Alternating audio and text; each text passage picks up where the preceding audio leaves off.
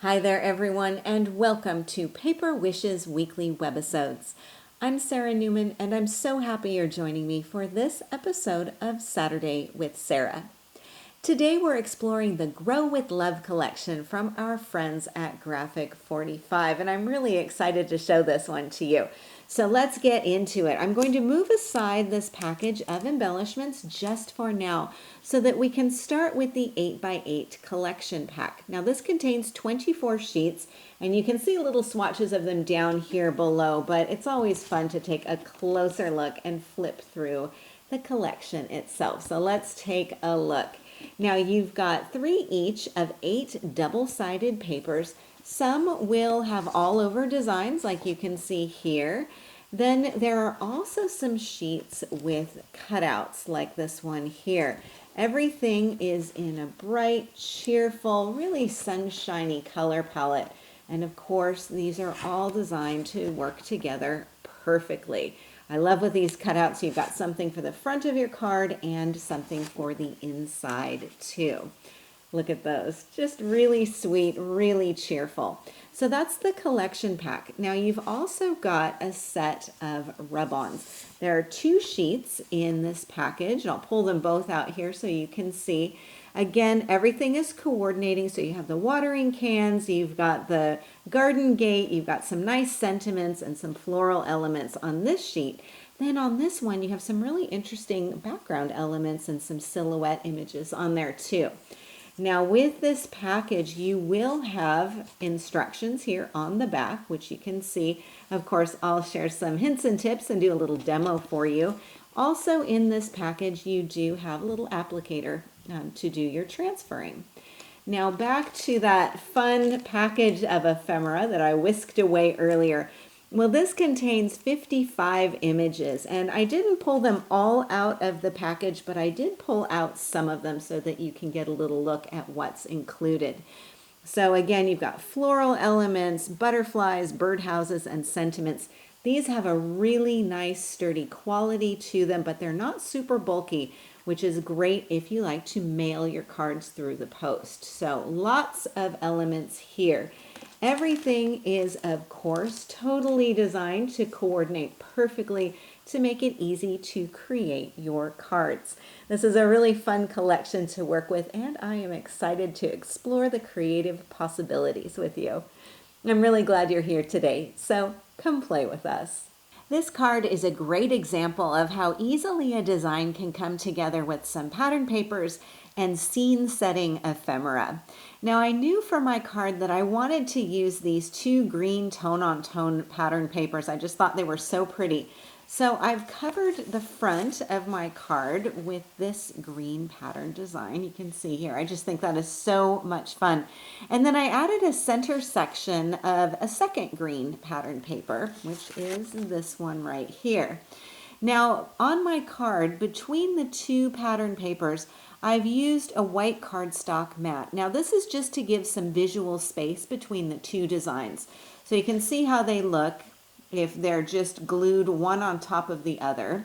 And then by contrast, if I put in a mat of white cardstock or any solid color, you can see how those 2 designs stand out a lot more from one another. Now the other fun thing you can do with this design principle is to vary the width of your mat. So you could have a very narrow mat, you could have a wider mat. You could also swap out that white for perhaps something in the cream colors to pick up the cream on those flowers, or you could go with a dark green, you could go with a craft cardstock, lots of different options there. Now I've also inked around the outside edges of my papers and around the outside edge of my card with the Midas Gold pigment ink. And that just adds another little bit of dimension in there. Now before I matted this pattern paper, I folded over a corner of it. Let me show you this. And that's just for a bit of interest. Now the papers have these borders on them which you can just cut off. But if I fold this over, you can see that I'm able to capture some of the design on the other side of the pattern paper. And I really liked it because it picked up a bit of the pink and the yellow in here, which provides a nice contrast to the overall green, and it also coordinates with the flower colors in here too. I'm using the die cut ephemera to create a scene for my focal. So I started with the gardener's workbench, glued flat down on the card, and then I glued down these two flower pots and the cloths that are sort of overlapping. It looks like they're hanging off of that workbench. The boots and the butterfly and the sentiment are all popped up on foam tape for some dimension. Then for my card inside, I have a rub-on collage. So this whole postage element here and the butterfly can be used separately, or they can be used as one unit, as I've done here. And then I've also got a cutout from the paper pack and a butterfly ephemera piece. So overall, it's just a really fun way to combine these very cheerful papers and embellishments, and a super simple card layout to use with lots of different supplies from today's collection. This card has a similar style. Again, I'm mixing pattern papers, this time with the darker color in the center area, and the lighter paper is my background. Of course, I've got a white mat in between. I also have some floral ephemera, and I used one of the rub-ons as my main sentiment. So let's take a look at the details here. This is the pattern paper that I used for my background. Now on my card, I've trimmed this pattern paper slightly smaller than my card front, and this is a nice way to create a visual frame around the outside edge. Then I have my darker paper matted onto white cardstock and positioned right there in the center. So again, if you take a look here, the two of these together without the mat and then with the mat. Now I thought it was also fun too, if we can take a look, I'll move aside the white for a second. If you wanted to swap this and have the darker design as the background and this one on top, and again, with that white mat on there. So either option works beautifully, and this is part of the fun of choosing your pattern papers, is which one goes where. Now you could also experiment with the edge here too. I've got a straight edge, but you could tear the edges. You could also use maybe a border edge like a scallop or something. So there's a lot of different possibilities here with your pattern papers. Now the 3 flower pots are popped up on some foam tape, and you'll notice that these two are slightly overlapping and this element is off to the side a little bit. So this is another design element to keep in mind, overlapping some elements, but you don't have to do all 3, and you don't have to have an equal amount of space in between each one. So you can have a smaller grouping and then one element kind of asymmetrically set off to the side there as well. So the wreath is my main focal, and I have this backed up with some white cardstock onto which I've applied a rub-on. So this green pattern design that you see here is a background rub-on applied onto white cardstock, and then I've got my wreath popped on top.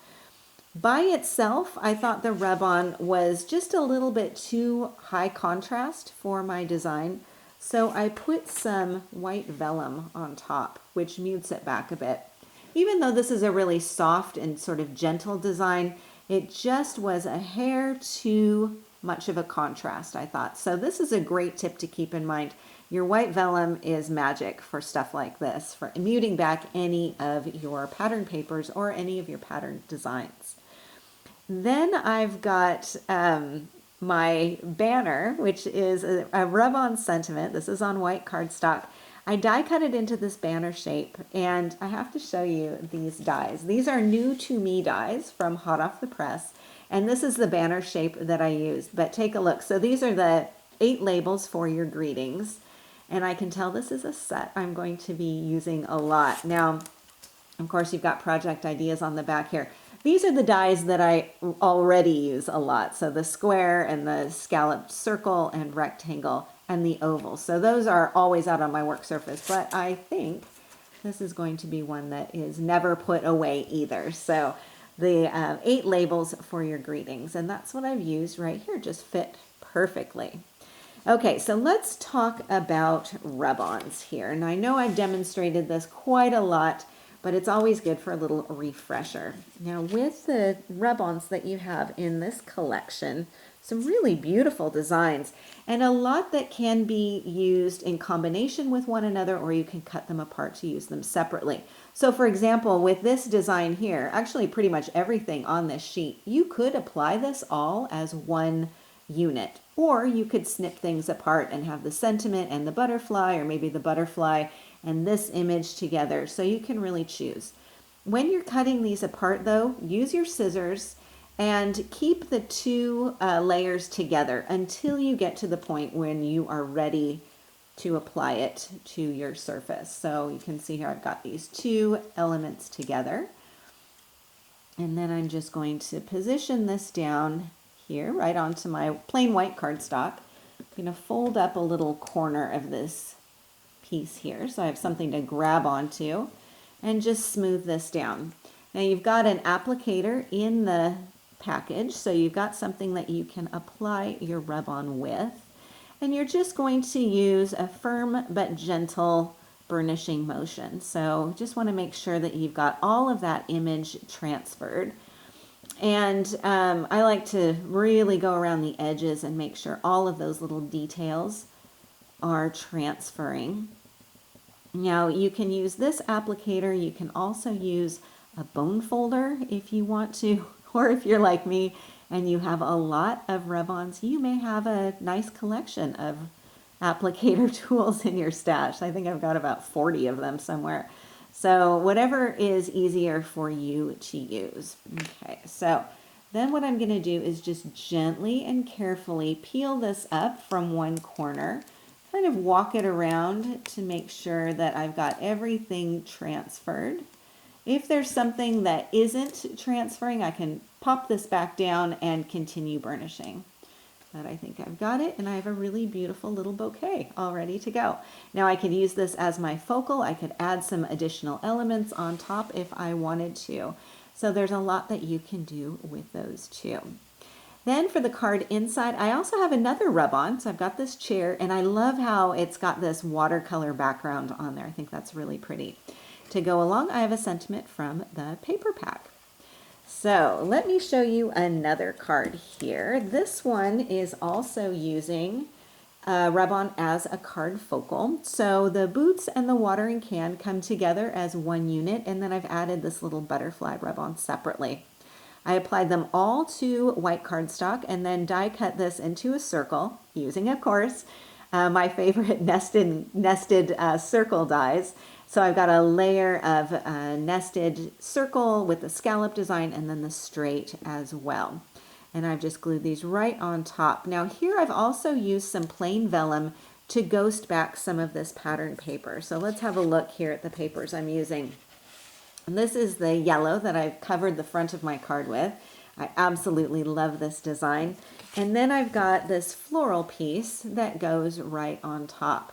So again, you might want to bring in your white cardstock to have a bit of an edge on there. You could also, of course, incorporate lots of different colors from this pattern paper design in here too. So green would be really pretty, for example. Now, what I thought is that I could mute back this design a little bit so it wasn't in such competition with the card focal. So let me show you with the vellum on top and then with it gone. Now when I glued this down, I left a little bit of an edge around the outside of the vellum piece. So the vellum is cut slightly smaller than my patterned paper, and that again is to give a little bit of depth and dimension in there. So as with your white mat, you could vary how much of that design is showing. You could also vary, of course, the edge itself. If you wanted to tear the edge, you could do that too. So again, lots and lots of possibilities. So then for my card inside, I've got another rub-on transfer here with the sentiment, and then I've got this really nice collage ephemera piece and a little butterfly to go along. Our last card is a Bendy card design, which is made with a cutting die to give us this fun dimensional shape. So this is the die that I'm working with, and you can see here you've got 3 shapes inside. As with all hot off the press, you've got a project idea on here. You've got some instructions on the back. When I open this up, you can see the assembly diagram on here. It's really easy to do. So let's have a look. First, I'm going to bring in the 3 dies. So you can see this is the base piece and then your 2 sort of side flaps. And you'll notice on here, you're not only getting the cut shape or the outline, but you'll also get the slit, and you will also get your score lines on here as well. So all with one pass through your die cutting machine, which just makes everything so much easier. I like that these are solid metal dies too, because they last longer and they just work so much more easily. Okay, I'll move these out of the way and then bring in my die cut pieces. So my base and my 2 sides. And what I like to do here, once you've cut them out, kind of fold up those flaps. And I recommend using a double-sided tape or maybe even an extra sticky red line tape for this, just to make sure you've got that held down. Now you'll notice here with the tabs and the slits that they are all going to work together. So what I like to do is take this center piece, slide that right through the slit. You can see on the other side there. And then you'll notice, let me flip this back over, that you've got this fold line, but it's not flush with this edge. And that's because when you glue this down, you will create a bit of a bubble, if you will. So I've got this one down, and then I'm going to take this other piece and take this tab and insert it into this side. And same process. When you glue these up together, making sure that they're even with the bottom of the card, then you will have this dimensional shape on there. And once you have that all assembled, then you can decorate your piece however you would like. And so in this case here, I've got some two-tone kind of pink pattern papers. I love the 2 of these together. I think it's just a beautiful combination. And I've created a focal with the 8 labels die. So the center piece here is pattern paper, softened with a bit of vellum. And then I've got this fun ephemera piece, 2 of them together, and a die cut sentiment group together. Now, here's another die that is new to me, I'm very excited about. And this is the 9 little word set. And I've got the I love you on here, but you can see all of the other words that are on here and how they can be combined too. So you can do love you or I love you, and lots of different options that you've got on there. So I've just die cut those from white cardstock. The butterflies have little silver diamond sparkle gemstones from Hunky Dory. And then I have a Hello Beautiful rub-on on one of the label shapes cut from white cardstock, and some rub-ons applied to the pattern paper before I glued everything together. And that's just for a bit of extra dimension. And that is our final project of the day today. So a big thank you to our friends at Graphic 45 for these gorgeous papers and embellishments. And a special thanks to you for joining me today. We're really glad you're here, and we're happy you're a part of the Paper Wishes family. Do feel free to leave a comment. We love to hear what you think. Each item can be purchased separately, and you can see them below. However, we've also bundled them into a creative money saver just for you. For the money saver, see this webisode on paperwishes.com. And if you're watching us on YouTube, have a look in the description box below this video. You'll find a link that will take you to our Paper Wishes webisodes page, and you can see everything I just mentioned. If you enjoyed our video today, we'd really appreciate a thumbs up. It helps people to find our channel. And don't forget to subscribe. We create 3 to 5 videos each week, so there's always something fun to inspire your creative spirit.